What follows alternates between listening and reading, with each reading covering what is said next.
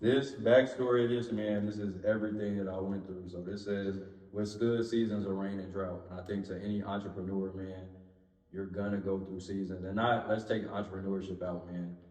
Any person in life, you're gonna go through some time, man, where it's challenging. And it's gonna require you to dig deep. It's gonna require you to trust and have faith. But on the backside, it says every flower has to bloom. And you guys, we can recap it. We talked about how are you able to push through those years that you're not playing. And this has been my mantra before I even knew it was my mantra. And so we got to just remember, man, it's going to be some days where it's rough, but like I said, every flower has to bloom. So FST brand is going to be global in a few years, man. That's my word. All season, so I can dominate all season. Put in work in the all season, so I can dominate all season. Put in work in the all season.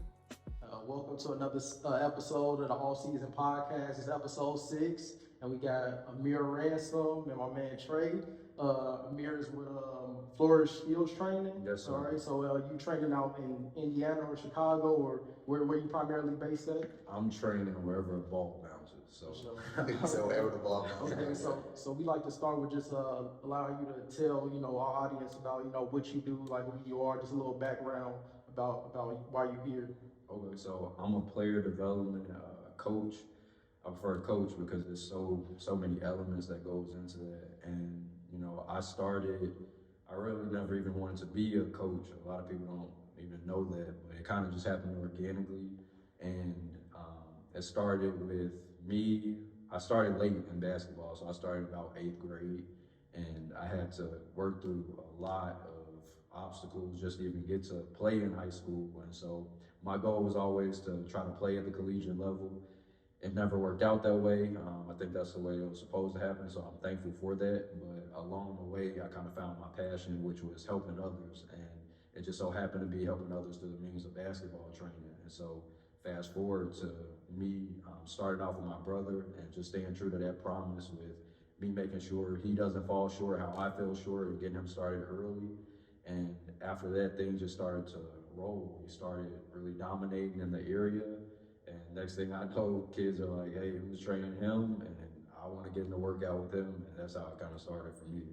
Yeah, that's usually how it works. Like just taking that one person, get them to a certain level, and other people seeing them like, oh, I got to get up with whoever trained him. Kind of basically how we kind of started. Us doing the same thing, us training football guys. Like it started with just coaching or training one small group, and it turned into guys from different schools reaching out like, how can we train with you guys, or we want to come work out. So that's usually how the process starts and gets going. Yeah, that's dope. I caught you that you mentioned that you said you didn't get a chance to play in college, but you played all through high school. Yeah. When did you start playing basketball? I started playing basketball in 8th grade. So 8th grade? Yeah. Oh, so okay. That's a late start. you can imagine, man, like it's a late start because especially nowadays, like people who are starting to play basketball, they've been hooping since 2nd, 3rd grade. So, man, 3rd grade is a 5-year gap. And so you talk about all the lost time that I had to make up for, man. So when I started in 8th grade, my start was introducing myself to 5 a.m. workouts because I knew ultimately, man, I got so much to work on. And if I want to even make the team in high school, it starts now. So Okay, so before, playing in 8th grade, were you playing any sports before that? I played a little bit of everything, man. I actually started off playing football, so shout out to the Dalton Bears. You played for Dalton? Yeah. Really? When did you play for Dalton? I played for Dalton as well. Man, I wouldn't even say I played. I cried every practice. No, I'm telling you, Dalton was legit, bro. Yeah. Like, dog, like I told you, the first time I got my Dalton range was Dalton Bears, and I wanted to quit, bro. Man, I ain't started liking it until after my 3rd or 4th season, man, bro. they did that one drill where you in the middle, and I think they banned it too.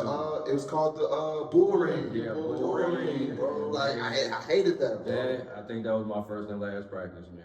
So how many years you played for Dalton Bears? I played for the Dalton. My dad made me play for like 2 years. Man. Yeah. Legit. And I was okay. Like I was the fastest one, man, but I think I was on the defensive line. So I was like, Dang, I wonder if we ever cross paths, bro. Because I definitely played with the Dalton Bears. Yeah, What's the age difference? Like, what's the age? Yeah, how old are you? So I turned 26 in May. So we had to have been on the, like, I turned 26, I'm about to turn 27 in March of next year, but. Yeah, I mean, What team? Like, man, honestly, I don't even know, man. I just, like I said. You remember your head coach? I don't even remember. Bro, I knew none of the plays. I Okay. didn't Bro, that is crazy. Right. A small world. We was probably on the same team. didn't No, even realize it. we could have been. Like, Yeah. man, we could have been. I'm Most telling you. definitely. But so you started playing football with the Dolphin Bears. You didn't like it, so did you go into another sport? Or Yeah, I did soccer too. So I did soccer, indoor soccer. That's a good sport to play in transition to basketball because of the endurance. Man, the conditioning is crazy for soccer. Like even on indoor, like you're getting up and down, so it's crazy. And then I think I did maybe t-ball. Like I wouldn't even consider it baseball, but I did t-ball for a little bit when I was younger before starting Dalton Bears. So I played a couple other sports, and I did. A lot of people don't even know I did gymnastics too. So yeah, it helped out. Did you play baseball in Dalton as well? No. I played. So originally, we lived in the city. So when I stayed in Chicago, I was doing t-ball with my mom and stuff like that. So, yeah. So, what led to the transition to basketball? Like, what was the point where it's like, all right, now I'm hooping versus everything else? You know, was it something you always wanted to do, and you just haven't like why the late start compared to all other sports? I think because my dad, like, man, he's the biggest Bears fan known to man, and so he had his heart set out on, you know, you're going to play football, and I was crying because I'm like, bro, this ain't what I want to do. Like, we had a rim when I stayed in Hammond, so we stayed in the townhomes near Eggers Middle School. And so we had a rim in the back, and I'm telling him, like, look, this is what I really want to do. Like, you know, I really want to play basketball. He's like, man, you're just saying that. And I'm like, no, like, this is really what I want to do. And so once he got it in his mind, like, oh, no, you serious? Because, man, I'm like, take me to Coach Chris. That's a local coach out here who trains in Crown Point and Munster. And so I literally would go home every day and do the same drills Coach Chris would have us doing. He's like, oh no, you're serious. And that's when he started getting up out of his sleep at 5 a.m. to take me to the gym. So I think the late start really just happened because my dad wasn't 100% sold on me just playing basketball. But as he saw, like, man, you're not going to be the biggest dude, okay? So yeah, maybe you should start playing basketball. Okay, so 8th grade playing basketball, that's your first time playing like organized basketball, you mean, right? Yeah, so you used to always, I would assume you always used to hoop like. I never even like really hoop, man. Like me hooping, me hooping would be me maybe shooting on the rim by myself, or like I would. That's all you really need to do, right? Yeah, but here's where I don't know if you guys know the Papa Shop machine. Yeah. So my dad had his barbershop in Hammond, and so it originally started with that because I used to go in there and go crazy. Like I'm talking about run up the score like 200. It got to the point to where he's betting against me against grown men, and I'm killing him. Like, and at that point, he was like, you got a good jump shot. yeah. So at that point, he's like, all right, yeah, you might. It's time to start. So that was my version of hooping. Like outside of that, I never really even played a full game of basketball ever. Really? Yeah, ever. Wow. But he was already ahead because as far as like in shape wise, you played soccer. Yeah. So yeah, that definitely worked out. So with starting in 8th grade and playing, was it for the middle school team or was it for a travel team or AAU team? Middle school team. So Grimmer Middle School. That was actually like the first time because one of the first times that I went to go try out for a team, I didn't make it. So it was like that gap of time where it's like, okay, should I still keep training? Do I wait? So the first actual team that I made was my 8th grade year. So I didn't even start playing organized until that 8th grade. So you was trying out before 8th grade? I tried out for one team. That's because I was going to school and they was like, man, all the kids, it was cool. I seen the gear. I'm like, yeah, I need that gear. I need that bag. So I went to go try out, but I didn't make it. So yeah. Okay. Yep. So after that 8th grade year, you went going to Lake Central. Let's talk a little bit about like your high school career and, you know, starting from your freshman year and what was it like, you know, evolving it all the way into your senior year, you know, so going into high school, like how was that transition as far as basketball goes? I think, man, that's where it started to really get real in the sense of like, okay, this is the big leagues, because when I went in my freshman year, Glenn was a senior. Yeah, England, you mean Glenn Robinson? Glenn Robinson the third, Michigan committed. Was that Lake Central? Yeah. Wait a minute. Wow. Okay, Yeah. so I'm going to tell the story. So Michigan committed, top player in the state. Dad played in the NBA, arguably one of the best players to come through Indiana ever. Like cold. So at this point, I'm not the tallest guy. I'm like, yeah, you got to step it up. Like if you want to play at this level, you have to step it up. And so for me, I had already started doing workouts at 8th grade at 5 a.m. And so one of our freshman coach, Coach Jefferson, I had been going to conditioning and stuff like that. And I was like, Coach Jefferson, man, I really want to work on my game. I really want to get better.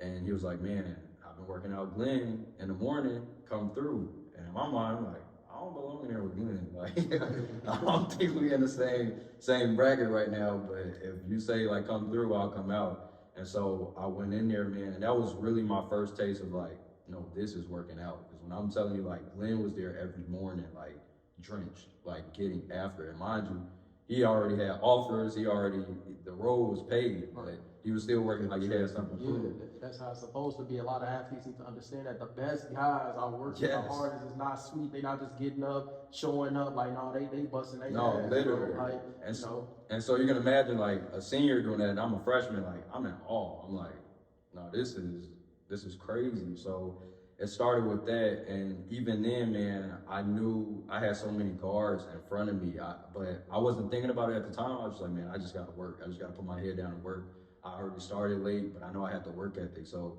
once I got to high school, man, it was kind of a blur. But each year, it was me having a battle against somebody for that point guard position, man. So it was tough. It was very, very tough. Okay. So did you play freshman or did you play? Man, I went through the ranks, man. Okay. So talking about freshman, sophomore, as a junior, I was splitting both JV and varsity. And let me be honest, that's the biggest slap in the face. It's like, bro. What's split between JV and varsity? JV and varsity. Why is that?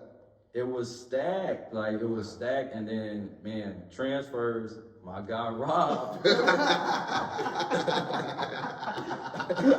Don't get me wrong, that's my boy now. My guy Rob, I was pissed. I'm like, bro, this is my time. Like, junior year, I'm like, man, I could really see myself working my way up. I'm coming in early morning. And next thing I know, one of the mornings, we get a transfer and Rob come in. I'm like, who's this? Like, and so he was the man. Man, he was the man because he was killing me. I'm like, what is this? So, man, I ended up getting pushed further down the depth chart, but I'm so thankful for it because, man, it kept me hungry. Like, it really lit a fire underneath me to, man, keep pushing it. And so we had some heated battles in practice. All three of us, all four of us, Joe, Ty, me, Rob, and it's like, man, those are some of the best memories like of my life, like in center, like just in high school. So it was dope, man. But it was a journey. Like played every level. So I didn't really see varsity until senior year. Until senior year. Yep. And then like going into senior year, I know before we rolled the cameras, you was mentioning that was y'all went down to state that year.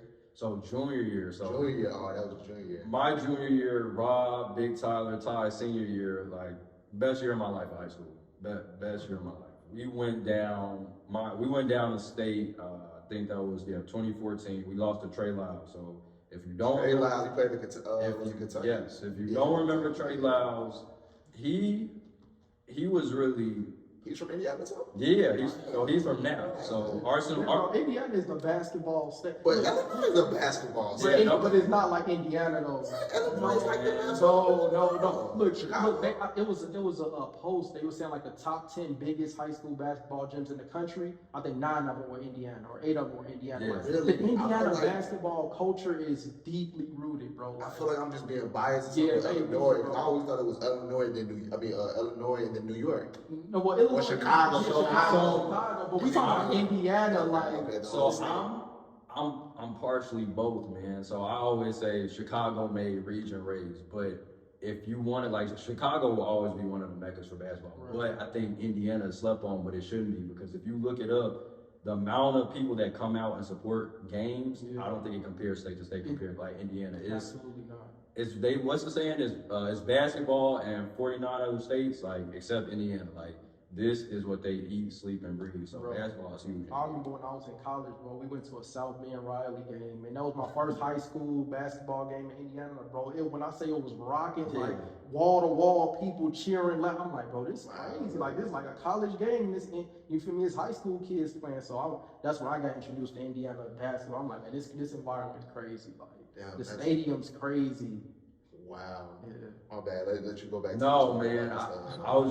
I'm tipping my hat to Trey Lyles, man, because he was one and done at Kentucky, but McDonald's All-American, top, I want to say Mr. Indiana basketball that year.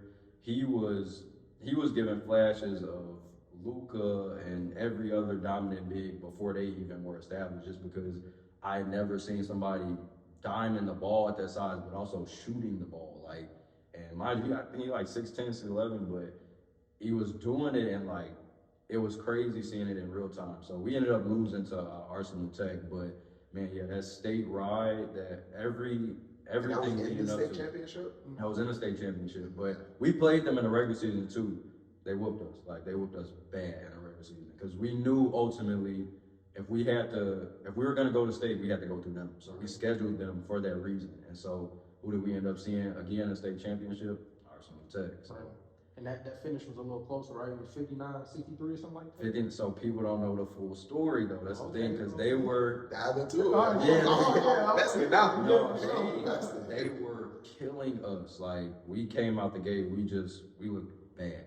We looked bad. And then Tyler Wideman, he got hurt. I want to say he got hurt maybe at the end of the second half. And so he had to actually get stitched up. So we didn't even know if he was going to come back to the game. I think at that point they had us down to like 20-something. And so they had us down at half. And then I think they relaxed, and our coach chewed us out like in the locker room.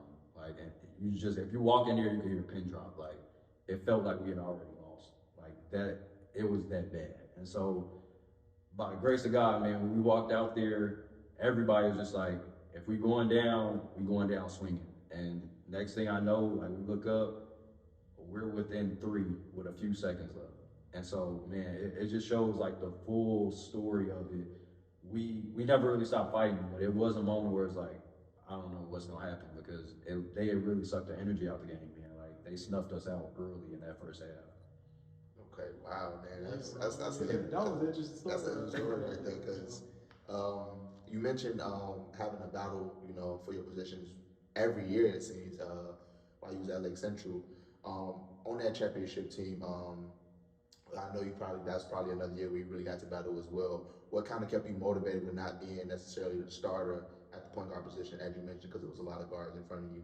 Man, really just my dad, my love for the game. My dad's always been big on, whatever you start, you're going to finish. Because there was a point in time, and midway throughout the season, I'm like, look, this is not how I envisioned it, man. I'm grinding, and when you grinding, man, we always want that instant gratification, and it just wasn't happening for me. And so I was getting a little discouraged, but I think what kept me going was, ironically, man, Joe and Scoop, like, man, we would have a group chat where we texting, like, man, let's get in the gym, let's go work out, let's go do this. And this is still while the season was going on.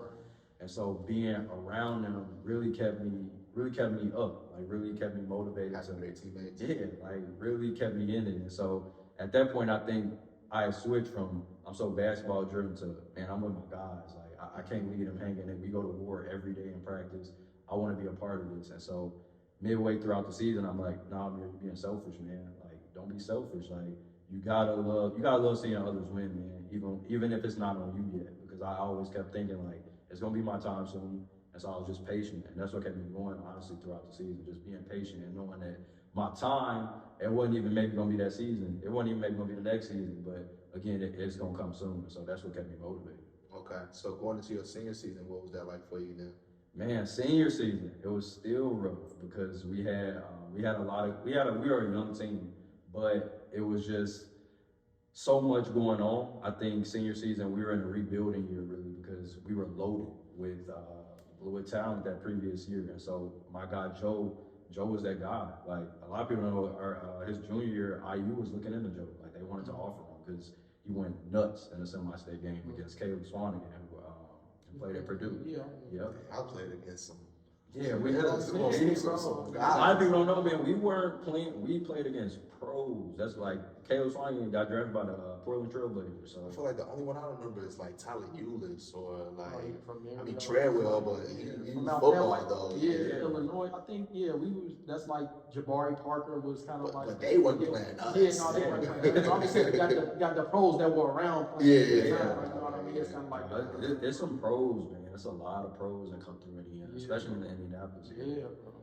So yeah, man, we were Man, I just lost my whole train of thought. But Going to this, my bad. Going to your senior year, how it was different from. oh yeah, going to senior year, it was different, man, because I I think that I wanted to step up in a different way, but I wanted to score more, but the coach never really needed me to do that. And so I kind of had to take a back seat to some of the younger guys who were developing and who were, man, they were at one point in time, I think a few of them were shooting the ball a little bit better than me. So I took a back seat to some of those guys who could score better than me. And so even then, that was a hit to my ego. I'm like, man, I'm in here at 5 a.m. When is it? This is supposed to be my senior year. Like every senior, you think you're supposed to shoot all the basketball. But it wasn't designed for me to do that. So even then, I still had to take a back seat to some of those guards. So long story short, my time never came on the court, but I still feel like I learned so much through that time, and it really taught me perseverance, man. Every time how to push through. And like you always say, you had the work ethic too. Like that's the main thing. It seemed like you never lost that work ethic. No, 100%. It was never a work ethic. For me, it was always confidence. Like if you see me in a workout, I look like I got 5 Division I offers. Like so, literally. But it was just finding a way to connect the workout and playing. And so I'm not making any excuses, but starting at 8th grade, again, you compare people who start in 3rd grade, they played a lot of games. They played that repetition. Yeah, like and so. You probably played. Did you ever play AAU? I didn't, and so I started playing later, but again, I'm still going up against people who, man, they've had a ball in their hands since they could walk, and not just that. It's hard to make up for a lot of those reps just in training or just in drills, and so I didn't play as much as I should have, and it was a couple things that I would have went back and did differently, but again, I wouldn't change it, but I'm thankful for it. So it is what it is. Okay, so what was your thought process at the end of your senior year? I mean, like, did you have any opportunities to play at the next level, or could you have done it? Or what was your situation after the senior season? So I had like 2 letters that came in through the mail, and it was some colleges that I couldn't even remember, but they were NAIA both, and I had this mindset. I'm like, after my senior year, I was mentally in a bad place where I was like, I don't even want to touch a basketball. Like I didn't touch a basketball. That was the longest period of time where I didn't touch a basketball. I intentionally did not touch a basketball for like 2 months. And so my dad was like, hey man, you can't let what happened change your ultimate goal. Like if you want to play this sport, like you gotta still fall in love with it. And so it went from me not touching a basketball to like, okay, I got to figure out what I'm going to do to go to school and, how I'm going to maneuver that route. Because my mom's thing was, all right, if you're not playing basketball, you're going to school or you're getting a job. And for me, I was like, I played basketball for a year, so I don't want to get a job. Like, I'd rather go to school. It's hard to start working out. Yeah. You got to done playing the sport. Literally. So I had made up my mind, like, all right, well, I'm going to go to Indiana State. I'm like, it's a small school. I think that I would maybe have a chance of maybe walking home. Like if I get out there, I could start doing something. And so that summer, I started working out with Weber State alumni, my man Jam. So Jam, he's coaching at Hammond High now, Jermaine Boyette. So he played overseas and he played for he had a stint with the Utah Jazz. And so I started working out with him, and he killed me that summer. And so I was like, no, I think I'm ready. I think I'm ready, like, to really go make this team. And so I went out to Indiana State, and I tried to walk on, and that didn't go as I planned. And so from there, now when I say it didn't go as planned, I was killing like a few of the guys who actually were playing on the team. But at that point, you really start seeing the difference between, this is D1. It don't matter what level, whether it's mid-major, like D1 is D1. And so me, I'm 5'11" on a great day. So it's like I'm seeing guys who are 6'3", 6'4", 6'5", they're doing everything that I'm doing, but they dunking it. And so at that point, reality set in. I'm like, I don't know if I'm gonna cut this team either, but I still continue to train even though I never actually made the team. That's dope. So yeah, as you just mentioned, like you never really made the team, but it kind of, from what it sounded like to me, this kind of led you to what you're doing right now. It feels like. So kind of walk us through that of like, not necessarily getting the opportunity to get your shine in basketball, but now it's translated into training athletes. Yeah. How did that come about?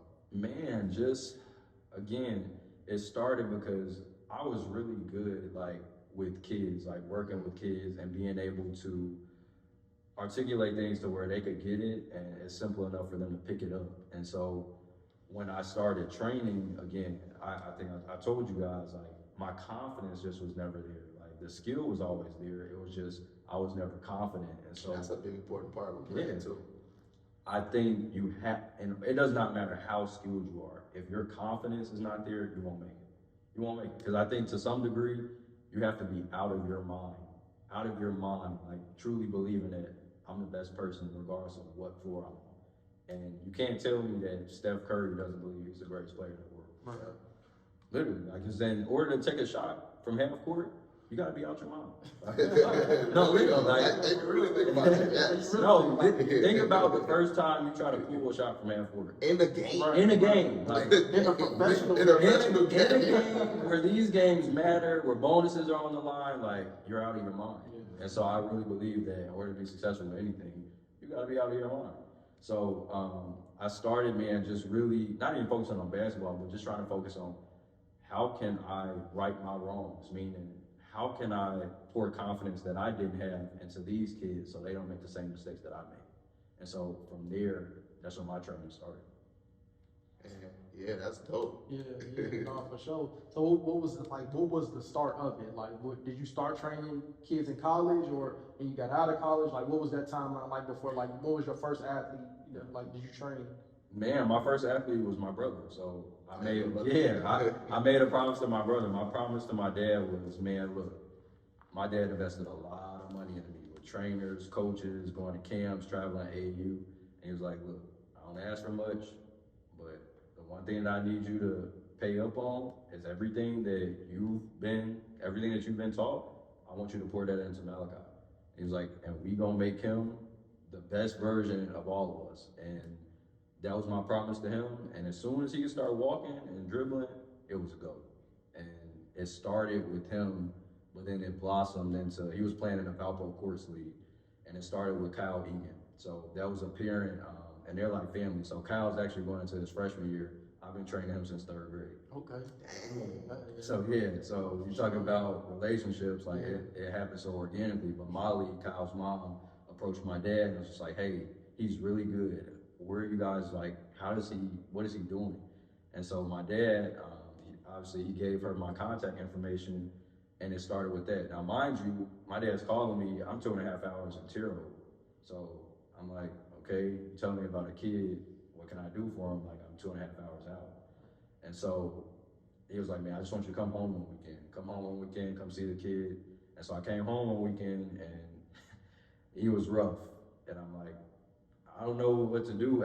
I hadn't even trained anybody outside of my brother. I just knew, like, with my brother, I'm not thinking about it. I'm like, all right, I'm just put you through some drills, do some stuff. But with him, I was nervous. Like, I had never been nervous to train a kid in front of a parent before, because this was my first official training session. Right. This is one thing with your brother. Right. It don't matter. I'm like, one, I'm a hungry college kid. I want to make some money, and I'm like, first impressions are everything. Yeah. So I put him through all the things that we normally put Malachi through: the ladder, ball handling drills. I'm just freestyling, going off the head as far as I start playing the workouts, and they loved it. And I'm like, and this is when he's in 3rd grade. yeah, this is when he's in 3rd grade. I'm like, I love it, because I'm like, I didn't know what to expect, and just me being me, it kind of blossomed from there. I didn't really know what was gonna come of it. I just knew, hey, this is a really nice kid, man. His mom seems really nice. Like, they want him to get better. Him obviously being around Malachi will help. And it started from there. Because I was talking to a couple college guys, the guys who were on Indiana State team, and they were getting ready to do some workouts. And every time I would hit them up, it just never fell through. Because I always told them, like, man, hit me up, let's get in the gym. They're like, yeah, bet, let's get in the gym. It just never ended up falling through. So I had some college guys who went to work out. It's just our timing was always off.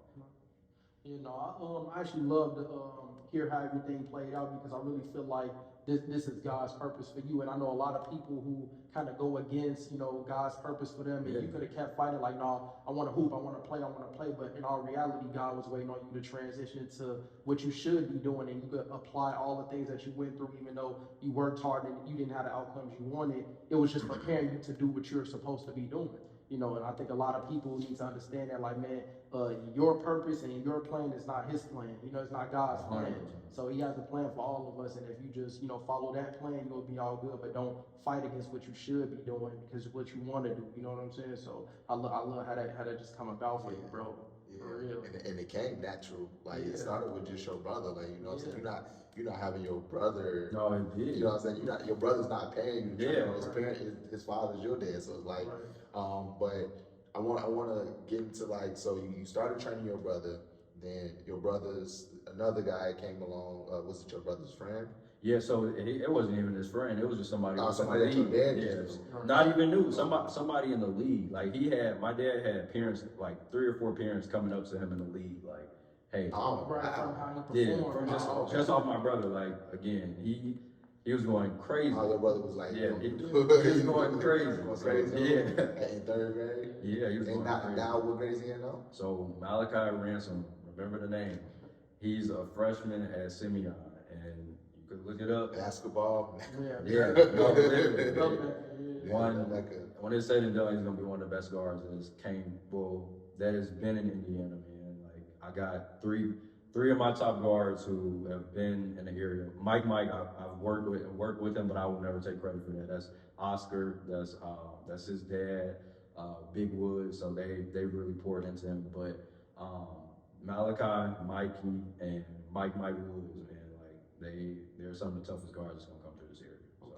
They just getting started. They just getting started. So they all freshmen right now? Yep. Okay, and then I know that's Little Woods, right? Yep. Bosco, right? Yep. Yeah, Little so, Woods, yeah, yep. Yeah, we worked with Jordan Yep. a little bit, you know, and he at EIU right now. So we actually got to get them on here, you know, because he got a pretty good story with his family and all of his sons. Amazing story. You know, yeah, like that I think that needs to be told because you know you don't see that a lot highlighted as far as like a father pouring into his sons and his kids and like just showing a real strong father that has, you know, worked hard to make sure his sons accomplish their goals. So he is on VAR ball time. For sure,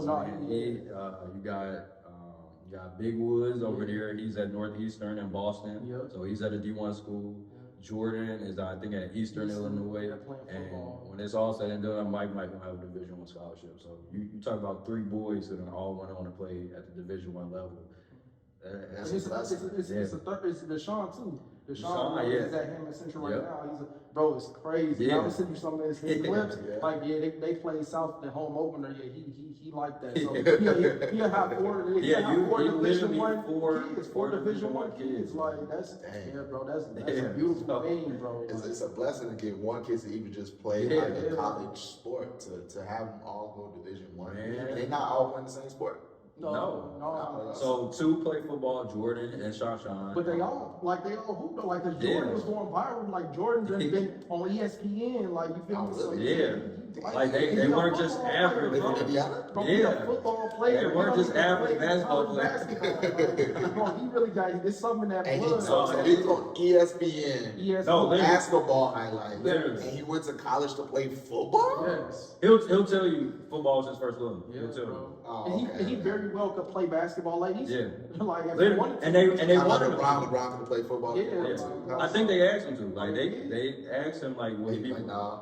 I don't think he want to do it, man. It don't make sense. But hey, shout out to, you know, I don't know their father's first name, but Woods, B-Ball man. Woods. Big man. Woods. Big Woods, bro. Hey, I see you, bro. Like, man, that's an inspiration, like, for real. Yes, Love sir. it. Love it. So yeah, since we're on the topic of fathers, one thing you mentioned throughout the time that we've been talking is that your dad seemed like he had a big influence on obviously your athletic career, but it seemed like your life as well. Kind of walk us through that of just like how important that was for you just growing up and things like that. Man, to this day, that's my dog. Like in the sense of anything I need, just setting an example. And the reason why I even wanted to start getting up at 5, I seen my dad do it. So I seen my dad leaving out to go to work. Yeah, leaving out to go to work. He had his own barbershop, so he owned his own barbershop, which led me to want to have my own business. So it plays a huge part. But again, I seen my dad getting up at 4 or 5, starting cutting hair. And so mind you, he's having guys come in from the night shift lined up. He's going from 4 a.m. to sometimes 8, 9 p.m., like on a weekend, on a Saturday. And all while he's doing that, I'm making towels, I'm sweeping here, I'm going in to work with him. Like, so I'm driving in, going to work with him, and it taught me that work ethic. And on top of that, I was making money while doing it. So imagine being in 4th, 5th grade. I'm coming out on a Saturday with like $300-400 just because it's 10 bars in there. I'm sweeping everybody's station. I'm cleaning everybody's station. So before I even got into basketball, I learned work ethic from my dad, and it's like he's still teaching me, man. So having him lead by example in that department, man, I can't even think. There's no way I can repay him because he set the tone, but he's also set the bar so high, and I'm still chasing it. So with him, so you mentioned that he has a barbershop Yep. in Hammond. So with his business, like, how's that translate over to now your business, as far as like, has he helped you a lot with that as far as finances, your planning, or just all the things that goes into, making your business run? Man, my dad has never, so my dad never even really played sports, but it's so interesting because business is relatable regardless if it's a barbershop business, if it's a training business. And so he's been instrumental in just, man, teaching me, okay, look, I went into training like, Dad, I don't know if this is really what I want to do because I'm not making any money. Right. And he's like, Amir, you don't worry about the money, man. He was like, you plant the seed, because the day you plant the seed is not the day that you eat. Right. And so it started with him telling me, he had been telling me for years, Amir, do a free session. Like, allow the kids to come in, the first session is free, and then you get them from there. And I'm just like, Dad, what you mean, man? Like, why should I have a free session? Like, I'm worth getting paid. Like, Right. what do you mean? Yeah. Like, and he's like, Amir, listen, man. He was like, you're going to get paid. He was like, but service comes first. And so when I started thinking about it like that, he like, you thinking about the dollar? He was like, you don't worry about that, man. Like, you worry about the service, and the dollar's gonna follow. And so, and that's not even say I'm doing it for the money, but he's really put in my mind, like, you gotta serve. And so that's why I love what I do, because it's really like ministry, man. It allows me to serve, and it allows me to be there for people. And yeah, as a result, I get paid from it, but it's so much deeper than the actual dollar amount. And so when you talk about him helping me, man, he's mapped out everything. Because when I came out of college, I was gonna go to law school because I wanted to be an agent. And so I was like, man, that way, I was thinking, again, money based. I'm like, man, agents, they clear whatever clients they had, they make millions. I get a percentage of that. I need to make the M's, I'm thinking about it like that. And so he was like, no, man, you need to train. Like, and I'm like, man, he just selfishly telling me this because my brother. Like, I'm thinking like, yeah, get some free training sessions. Right. So I'm like, man, you just thinking about Malachi. Like, what about what I want to do? He's like, no, man, like, don't go applying to no other jobs, man. You gotta give. I think he saw that too, though. Yeah, no, he did. And so but it took me a while to see that, because I'm like, what do you mean? Like, I gotta give, bro, I'm training 2 kids, I ain't grow, like, what do you mean? And so he like, Amir, don't worry about it. So even before I even got established, I was losing money. I was losing more money than I was even making. And he was like, you're gonna be okay though. He's like, you don't realize this is the growth that you want to go through. And so him having that entrepreneurship background, anytime that I face hardship, he's been there, and he's been able to tell me like, no, this is a part of it, bro. And almost any entrepreneur that I've kind of come encounter with, they've been able to tell me that you go through those hard times. And so I don't think I would be able to navigate those hard times if it wasn't for my dad. Yeah, most definitely. I think you mentioned an important point that he mentioned. It was like the service come first. You know what I'm saying? And I think with the service coming first and you seeing it through that light, that's when you have to genuinely really care about something to do it for free. Yeah. You know what I'm saying? If you only doing it for the money, that's when you burn out. That's when you're like, man, forget this money ain't coming. I don't even really care about it no way. So I ain't seeing no money. Yeah. Forget about it. Right. But the fact that the service came first and you actually genuinely cared about it, I think that makes it that much sweeter, because it's like, man, I do this for free now. The fact that I'm getting paid to do what I love, actually doing what I love, it makes it that much sweeter. So I think that's definitely an important thing that your dad instilled in you, and that's a great thing to see too, because I think that, like, you know what I'm saying, that explains, what you was doing with all season. That explains what I was doing with my own content, man. I genuinely love what I do. Yeah. You know what I'm saying? Obviously, you will want to get paid because we're living in America.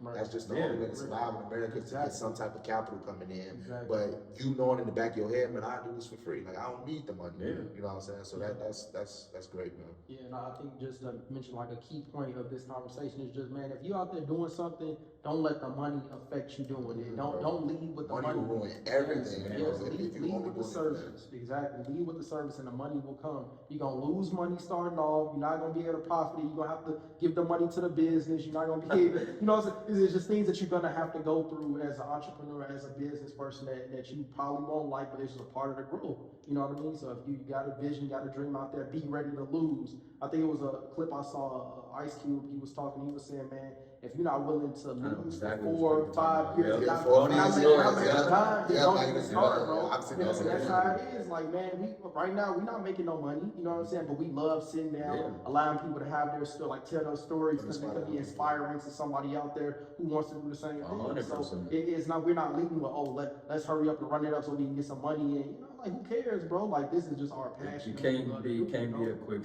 scheme. Nah, man, it don't last. Don't last. And that's the thing I think with, man, social media, everybody's like, man, well, this guy blew up overnight, and it's like, you don't know what he had to go through those years before he started posting. Yes, so yes. it's really like what we're going That's the age we live in. Yeah, and so everything happened. everything we wanted microwave, Yeah, and so it just doesn't happen. And that's not to say, man, some people's success, it does happen faster than others, but your success is gonna happen too. And I think it's not comparing to, because I've had that experience where it's like, man, I like this, don't get me wrong, I like this guy, I like his training, but I definitely feel like I'm a great trainer, I'm up there too, why don't I have that success? And so it's being patient, man. I think the journey teaches you patience.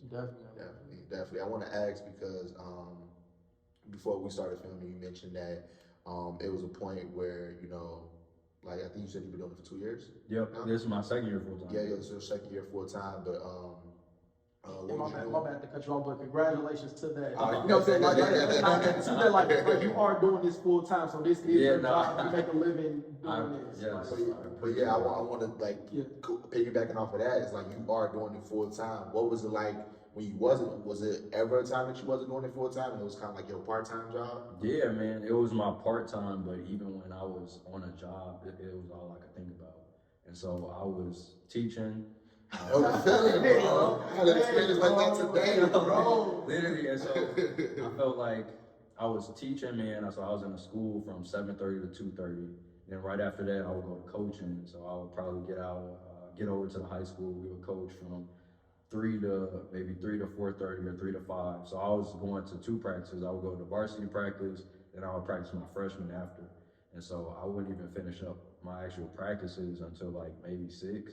And then from 6 to 8 or 6 to 9, I'm locked in on my training. Like I told my kids from high school, hey, I'm about to train, man. Y'all more than welcome to shoot on the other end, but I gotta lock in. I got my clients coming in, and so I'm gonna start training.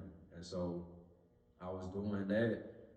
It really was exhausting, but in the grand scheme of things, I was thankful because I'm like, man, I get to train, I get to have access to these kids, access to the facility, and it really opened up doors for me, but it allowed me to start being consistent in what I was trying to do. And yeah, so before it became a full-time job, it was a part-time job. But when I was at the school, I was so angry because I'm like, man, it's not where I want to be. And I felt partially guilty because it's like, you know, us being young black men, you know, I want to pour into, I was in Eggers, and so Eggers is a Hammond. It's a lot of minorities, man. I love those kids.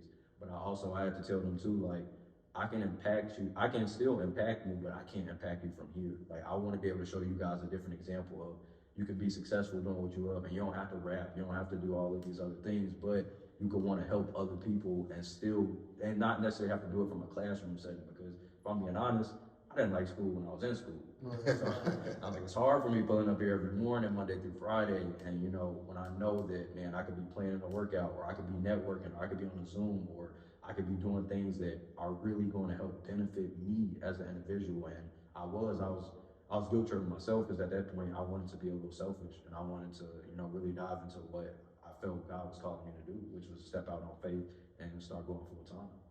Yeah, most definitely. So, in doing that, what gave you, or what was that moment where you were like, all right, forget it, I'm gonna do this full time? When was it? Man, I say 2 summers ago. So I think that was maybe the summer of 2021, and I started doing mentorship programs. So I started doing mentorship program. I did a mentorship program with Drew Hanlon, and if you don't know who Drew Hanlon is, probably one of the best trainers in the industry. Trained Joel Embiid, Jason Tatum, Bradley Beal, Tyler Hero. Top big dogs. Yeah, so these are all guys that we watch. And so I went out there, I went to LA. And so You were living in like so I went out there for a week. So the whole summer, so summer 2021, I went to Vegas. So I went to NBA Summer League. I went to Miami for a week, and then I went to California. And I told one of my coworkers, I was like, man, I don't know if I'm gonna come back, but I come back to teaching. Come back to teaching. But I had told her that because school let out around late May, going into June, and so I knew it was just on my heart. I'm like, man, I gotta go full time. But I was like, I don't know if I'm ready. I'm like, I don't have no money saved up. I don't know how this is gonna work. But I told myself, I said, I'm gonna give myself to the end of summer, and that's gonna let me know my answer. And so, as I'm going through summer, I went out there again. I was in a mentorship with Drew, and then I connected with Coleman Harris. He's, if you guys don't know him, one of the best basketball trainers in the world, like globally. Like, he's tough. And so, really good friend of mine too. And I went out there and I connected with Detail Miami, and it just changed my perspective, man. My brother and I went out there, my family went out there, and he owns his own gym. And so that's really what threw me through a loop. And I'm like, man, Cole is 23 and he owns a gym in Miami. And I'm like, and I'm in Indiana now. If you guys want to compare the price in Miami is crazy. Right. But he's doing it. And like, I'm talking about not just doing it, killing it. And so me picking his brain and me talking to him, like, he's giving me the full spiel. He like, yeah, you could do it. He like, man, the whole week I was there, he let me train his clients. Like, and mind you, I'm training people from Europe, I'm training people from China, I'm training people from Australia. I'm training people from every part of the world, because he opens up and does a global camp to where he lets people from all over the world come in. And so he let me rock out, and him, like, I never had anybody else view my training. Like, I never had anybody else like see me train or at least critique me. And so I went out there and wanted to get critiqued. And so he really let me rock out. And then he told me, he's like, no, you can do it, man. Like, he showed me like what it costs, what to do, his operation and everything like that. And he didn't have to do that, because you know, some people would be like, bro, I ain't telling you, like, you're gonna have to figure it out just like I did. Right. And so going from there, I had a great experience, man. And so that was Miami. Then from, I can't remember if it was Miami or Vegas first, but I went to Vegas and I connected with people too. And I connected with people, that was my first summer at NBA Summer League. So I go out there, I'm connecting with people, man. I'm meeting people, and it's amazing when you're in a room with like-minded people, man. It really makes you feel like you're on fire. And so, no, literally, like, I just felt it in my soul. I'm like, no, this is it, bro. Like, I see it, and we're all talking about it. I'm like, no, this is it. And so I go from Vegas, and then I think I went to LA. And so that week of LA, and this was all in like one summer? It's all in one summer. So I planned it out: Miami, Vegas, LA. And I told myself by the end of LA, that LA was the last trip. I said by the end of the time I come back in August, I'm gonna know. And so I go to LA, and again I'm in there, like, I'm assistant workouts with Caleb Love. So I'm a big North Carolina fan. So he's no longer there now. I think he's at Arizona. But assistant workouts with Tyler Hero, Joel Embiid's coming into the gym. Yeah, like, when I'm telling you, the man don't miss, man. Like, man, I've never been a part of a workout where it's like, bro, it was probably like one miss.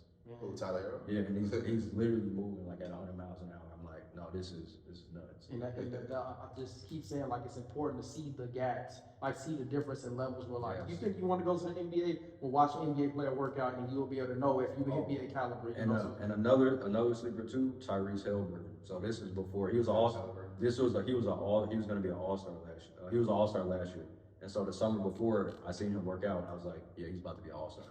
Like, and literally. And that goes to the workout. Yeah. You probably said that because you seen how hard he was working. Man, every day. Like, and I just could see it. I'm like, no, he's about to light the league up. What does he do? He goes to Indiana and kills. I'm like, yeah, it's that. And so, man, that summer out there, I connected with so many people. One of my good friends now, Sean, she has her own training business out there. really dope person, and she actually was an assistant with the Lakers at one time. She was coaching out there, and she was just giving me insight, man. She was like, "Look, I think you could do it. Like, you know, it's obviously gonna be a step of faith, but just listening." And I had just met her, like, so we having heart to heart, and people are obviously they don't know my story at home. I'm like, man, look, I got a mortgage at home, like I got bills I gotta pay. I mean, yeah, I could do it, but how do you know? Like, how you just know? And they're like, you just gotta follow it, man. And so I told myself when I came back from LA after meeting all those people and even kicking it with Dev in the lab. So even going out there and networking with everybody, I was like, man, I gotta do it. I don't care what happens. I don't even care if I fall on my face. I didn't care like if I didn't even have a place to live. I was just like, I gotta try.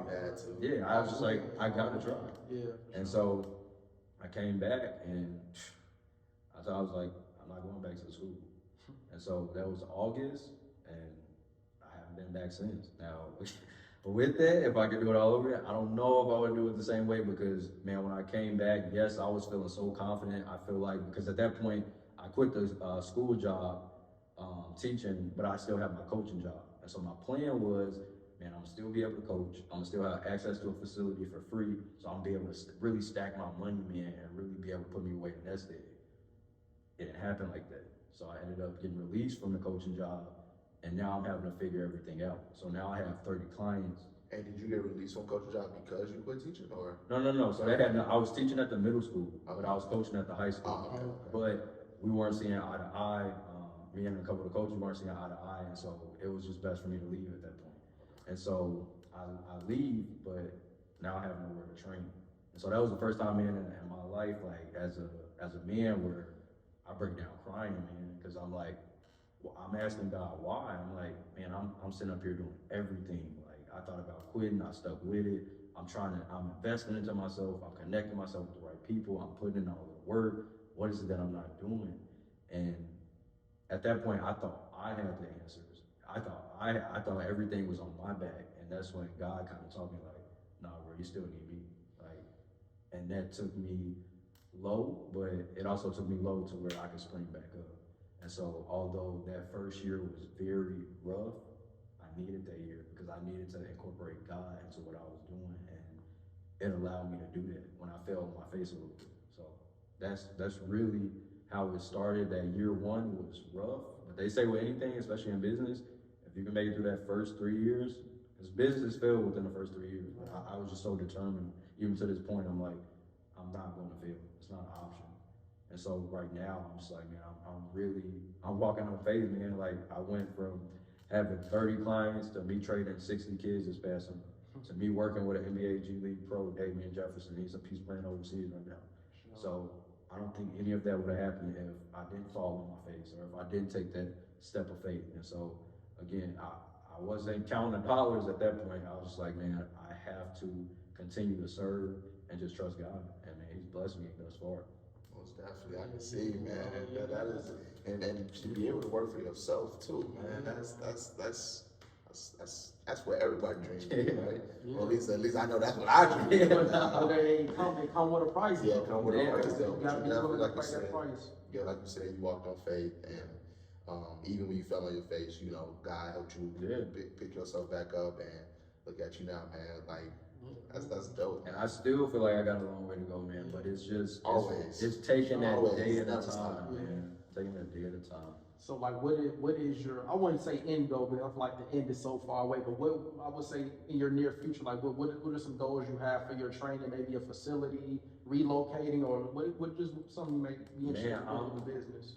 My first goal is to, man, like I said, I need me a gym in the region, and so I'm going to, again, I think I was telling you guys this before we even started rolling.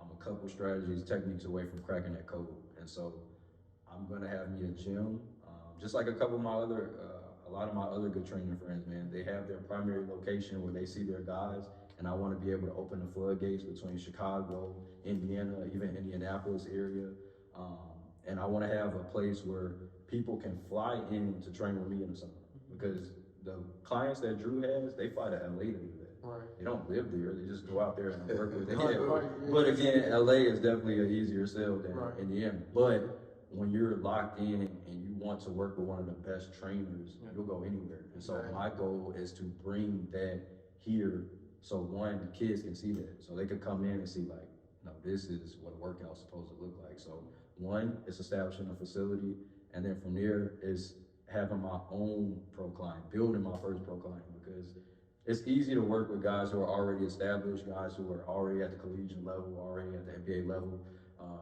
We say you're doing maintenance at that point. You're just putting the Lamborghini doors on. There was already a Lamborghini. Right. So, Okay, yeah, for sure. but building a player from you've had since 3rd grade, 4th grade, 5th grade, or maybe you got him freshman year, and you see his progression all the way up until he's a pro now. That's my number 2 goal. So I won't say the names, but I think I got a couple people in mind who might make that spot if they do things correctly. So building a pro client of my own, and then really, man, just traveling.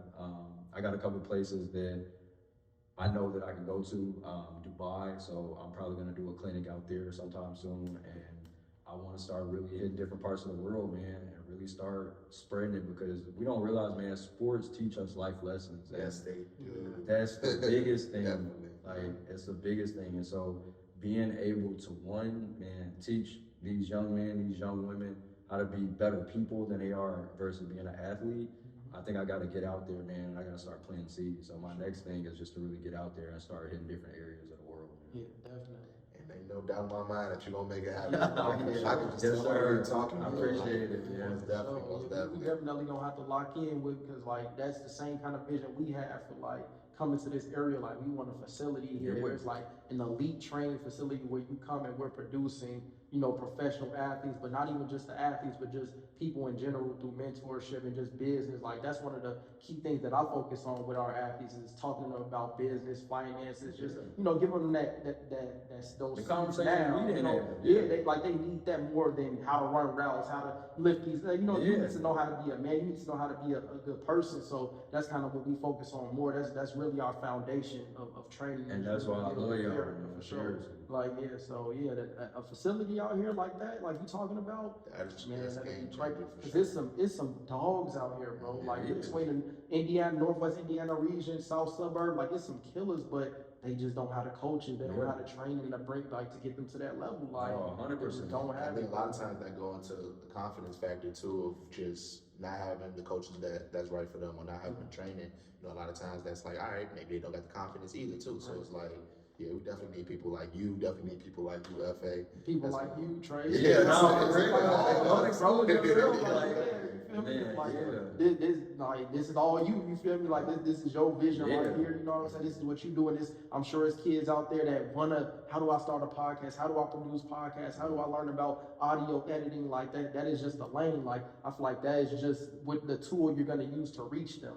You know, so once you get them in with the setup, now we can talk about life. Now we can talk about business. Now we can talk about finances, and you relate to me because I'm doing what you want to do. So, well, all this is a tool. The sports, everything is a tool to reach the athletes. You know, it's not the main thing at all. Like, it really doesn't matter to me if you play football ever again. But if you're a great man and successful, like that's the shit that I'm like, oh yeah, It's you made it. It's the bigger picture, Yeah, like, it's the bigger because in the picture. grand scheme of things, like, let's be honest, like, I talk about having my first pro client. I know a lot of my clients that I train right now, they're not gonna maybe play collegiate level, right? So high school might be their ceiling, but it's like you're establishing great qualities within that person. Work ethic and all. Yeah, and one of the things that, like, I'm big on too with all my kids, man, when we come in a room, I don't care if it's like 10, 15 people in a room, you gotta speak to everybody. You gotta go introduce yourself to everybody. That's whether the parents there, the players, because one, we don't realize too, so when I walk in a room and I'm fist bumping everybody, my energy is building up. Yeah.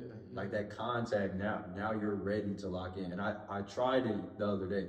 Like, so I went in a room and I lead by example with them when I'm fist bumping, and I'm like, bro, my energy is like spiked. Like, and so I think it's teaching them those things, and we don't realize, like, being able to look each other in the eyes, that's confidence. Yeah. Like, all of those things go hand in hand. So if I'm saying I'm trying to teach you confidence in the sport, I got to make sure I'm trying to teach you how to be a great person. Because again, if you could walk in and you could, hey, my name is here, and look me in my eyes, because there's so many kids, man, I see who They're here Yeah. and they can't look at you and they don't know why. But it's our job to build them up, especially since we know better, you know? It's all for the kids, man. All for the future. All for the man. kids, all for the people that come after us. So, Yeah. man, Amir, I really do. Amir, Yeah. I really do appreciate you coming on the platform. Definitely a great conversation. I thank you guys. So there's a lot of things that I think he just gave Yeah. $1 million worth of game on this platform, bro. Like, Y'all are blessing the area. yeah, definitely, bro. So, like I tell every guest that come on here, you always welcome back. You know what I'm saying? Anytime you want to come back, we more than happy to put a spotlight on everything that you're doing. And we just all want to just build everybody up that comes on this platform. So for sure, definitely appreciate you for coming on. FA, you want to close it out? You want me to close it? Close it out. All right, so yeah, this is episode 6 of the Off-Season Podcast. Featuring Amir, what was your last name again? Ransom. What? Ransom, like kidnapped for ransom. Like Ransom. Amir Ransom. We want to shout out your brand real quick again. Flourish Skills Training, man. So this backstory of this, man, this is everything that I went through. So this says, withstood seasons of rain and drought. And I think to any entrepreneur, man, you're gonna go through seasons. And let's take entrepreneurship out, man. Any person in life, you're gonna go through some time, man, where it's challenging. And it's gonna require you to dig deep. It's gonna require you to trust and have faith.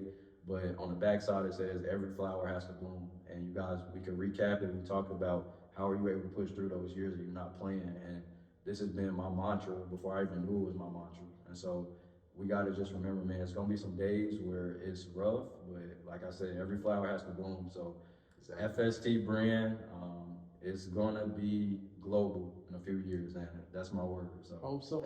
Yes, sir. Can anywhere they can buy those shirts right now? They're available for purchase, or is it just like these are sold out? But I will have some new shirts coming in. I'm just now getting back into the flow of things. Definitely. Yes, sir. I got you guys. So yeah, like Trey was saying, like at any point you have something you want to talk about, you want to introduce, there's nothing to come back in, tell it to the world, So, For sure.